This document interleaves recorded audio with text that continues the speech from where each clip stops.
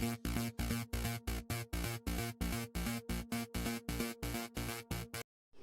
Friends, ഞാൻ ഇന്ന് ഇങ്ങനെ ഒരു വീഡിയോ ചെയ്യാനുള്ള കാരണം CMA കോഴ്സിന് നമ്മുടെ ഇന്റർമീഡിയറ്റ് കഴിഞ്ഞ് വരുന്ന സോഫ്റ്റ് സ്കില്ല്, അതേപോലെ കമ്പ്യൂട്ടർ ട്രെയിനിങ് പോലെയുള്ള ട്രെയിനിങ്ങിൽ നല്ലൊരു വ്യത്യാസം ഇൻസ്റ്റിറ്റ്യൂട്ട് കൊണ്ടുവന്നിട്ടുണ്ട്. അതായത് ഓഗസ്റ്റ് 11 ശേഷം, ഓഗസ്റ്റ് 11 2020 ശേഷം രജിസ്റ്റർ ചെയ്യുന്ന കുട്ടികൾക്ക്, ഇന്റർമീഡിയറ്റിന്റെ രജിസ്റ്റർ ചെയ്യുന്ന കുട്ടികൾക്ക് അവരുടെ കോഴ്സിന്റെ ഭാഗമായിട്ട് ചെയ്യേണ്ട ട്രെയിനിങ് എന്ന് പറയുന്നത് 4 സർട്ടിഫിക്കറ്റുകൾ കിട്ടുന്ന ട്രെയിനിങ് ആണ്. അപ്പോ ഓഗസ്റ്റ് 15 നമ്മുടെ പ്രസിഡന്റ് സർ ഒരു മീറ്റിംഗിൽ വെച്ച് പറയുണ്ടായി, ഇങ്ങനെ ഇന്റർമീഡിയറ്റ് ചെയ്യുന്ന കുട്ടികൾക്ക് എക്സ്ട്രാ അവരെ മാർക്കറ്റിൽ ഒന്നുകൂടി കോമ്പറ്റീറ്റീവ് ആക്കാൻ വേണ്ടിയിട്ട് അവർക്ക് 4 സർട്ടിഫിക്കറ്റും കൂടി പ്രൊവൈഡ് ചെയ്യുന്നുണ്ട്. അതിലൊന്ന് മൈക്രോസോഫ്റ്റിന്റെ തന്നെ നമ്മുടെ വേർഡ്, പവർ പോയിന്റ്, എക്സല് ഇതൊക്കെ പഠിച്ചു കഴിഞ്ഞാൽ കിട്ടുന്ന മൈക്രോസോഫ്റ്റിന്റെ ഒറിജിനൽ സർട്ടിഫിക്കറ്റ് ആണ്. അതായത് നമ്മുടെ ഇൻസ്റ്റിറ്റ്യൂട്ട് തരുന്ന സർട്ടിഫിക്കറ്റ് അല്ല, മൈക്രോസോഫ്റ്റിന്റെ ഒറിജിനൽ സർട്ടിഫിക്കറ്റ് ആണ്. അത് നമുക്ക് 40 മണിക്കൂറോളം നമ്മളത് പഠിച്ചതിന് ശേഷം ആണ് നമുക്കത് കിട്ടുക. അതേപോലെ മൈക്രോസോഫ്റ്റിന്റെ സർട്ടിഫിക്കറ്റിന് പുറമെ ഉള്ള ഒന്നാണ് കാംബ്രിഡ്ജ് യൂണിവേഴ്സിറ്റി. നമുക്കെല്ലാവർക്കും അറിയാം, എത്ര വലിയ യൂണിവേഴ്സിറ്റി ആണെന്ന് അറിയാം. കാംബ്രിഡ്ജ് യൂണിവേഴ്സിറ്റിയുടെ 20 ഹവേഴ്സിന്റെ സോഫ്റ്റ് സ്കില്ല് നമ്മൾ ചെയ്യണം. അപ്പൊ ആ സോഫ്റ്റ് സ്കില്ലിന്റെ സർട്ടിഫിക്കറ്റ് കാംബ്രിഡ്ജ് യൂണിവേഴ്സിറ്റി പ്രൊവൈഡ് ചെയ്യും. അതേപോലെ ഏറ്റവും ഇമ്പോർട്ടന്റ് ആയിട്ട് തോന്നുന്ന ഒന്ന്, സാപ്പില് 60 മണിക്കൂർ 60 ഹവേഴ്സ് സാപ്പ് SAP എന്ന് പറഞ്ഞ കോഴ്സിന്റെ 60 ഹവേഴ്സ് ഒരു മൊഡ്യൂൾ നമ്മൾ പഠിക്കണം.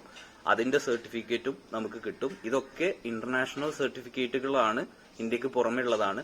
ഇത് കൂടാതെ നമ്മുടെ ഇന്ത്യയിൽ തന്നെ നമുക്ക് ഫയലിംഗിന്റെ സർട്ടിഫിക്കറ്റും നമുക്ക് കിട്ടും. ഫയലിംഗിൽ എന്ന് പറഞ്ഞാൽ നമുക്ക് പാൻ കാർഡിന്റെ application, income tax return filing, എങ്ങനെയാണ് TDS ഫയൽ ചെയ്യുക, PF എങ്ങനെയാണ് ഫയൽ ചെയ്യുക, ഇങ്ങനെയുള്ള കാര്യങ്ങൾ ഒരു 20 ഹവേഴ്സ്.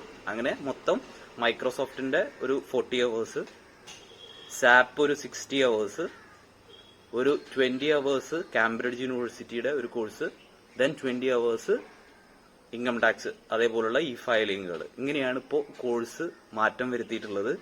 ഇത് ഓഗസ്റ്റ് 11 ശേഷം പുതുതായിട്ട് രജിസ്റ്റർ ചെയ്യുന്ന കുട്ടികൾക്ക് അവരുടെ കോഴ്സിന്റെ ഭാഗമായിട്ട് എക്സ്ട്രാ ഫീ ഒന്നും ഇല്ലാതെ അവരുടെ കോഴ്സിന്റെ ഭാഗമായിട്ട് തന്നെ കിട്ടുന്നതാണ്.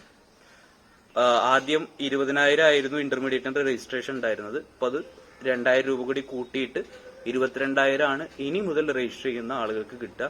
അതേപോലെ ഫൈനൽ 17,000 രൂപയായിരുന്നു രജിസ്ട്രേഷൻ, അതിപ്പോ 25,000 ആയിട്ട് കൂട്ടിയിട്ടുണ്ട്. അപ്പൊ ഈ കോഴ്സുകൾ, ഈ സർട്ടിഫിക്കറ്റുകൾ തരുന്നതിന് നമുക്ക് എക്സ്ട്രാ ചാർജ് ചെയ്യുന്നതാണ്. പക്ഷെ ഇൻസ്റ്റിറ്റ്യൂട്ടിനെ നമുക്ക് കുറ്റം പറയാൻ പറ്റില്ല. കാരണം ഇത് നമ്മൾ സെപ്പറേറ്റ്ലി പഠിക്കുകയാണെങ്കിൽ, ഓരോ കോഴ്സ്, ഞാൻ ഈ പറഞ്ഞ ഇന്റർനാഷണൽ സർട്ടിഫിക്കറ്റുകളൊക്കെ നമ്മൾ എക്സ്ട്രാ വാങ്ങുകയാണെങ്കിൽ നമുക്ക് എത്രയോ രൂപ ചെലവ് വരും. അതിന്റെ 10-1 പോലും ഇൻസ്റ്റിറ്റ്യൂട്ട് നമ്മളോടൊന്ന് ചാർജ് ചെയ്യുന്നില്ല.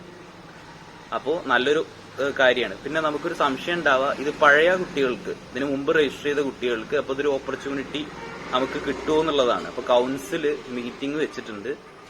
2020 ഫെബ്രുവരിക്ക് ശേഷം രജിസ്റ്റർ ചെയ്ത കുട്ടികൾ, ഓൾറെഡി രജിസ്റ്റർ ചെയ്ത കുട്ടികൾക്കും കൂടി ഈ ഒരു ഓപ്പർച്യൂണിറ്റി കിട്ടണം എന്ന് പറഞ്ഞ് കൗൺസിലിന്റെ മീറ്റിംഗ് വിളിച്ചിട്ടുണ്ട്. അപ്പൊ ആ മീറ്റിംഗിൽ എന്താണോ ഡിസിഷൻ വരുന്നത് അതിനനുസരിച്ച് കിട്ടും. ഇപ്പൊ നിലവിൽ ഓഗസ്റ്റ് 11 ശേഷം ചെയ്യുന്നവർക്ക് മാത്രമേ കിട്ടുള്ളൂ. ഇൻ കേസ് കൗൺസിൽ അങ്ങനെ മീറ്റിംഗ് വിളിച്ച് അവര് ഓക്കെ ആവുകയാണെങ്കിൽ ഓൾറെഡി രജിസ്റ്റർ ചെയ്ത കുട്ടികൾക്കും ഇങ്ങനെ ഒരു ഓപ്പർച്യൂണിറ്റി കിട്ടും. ഓക്കെ, അപ്പൊ ഈ ഒരു കാര്യം പറയാൻ വേണ്ടിയിട്ടാണ് ഞാൻ ഈ വീഡിയോ ചെയ്തത്. Thank you.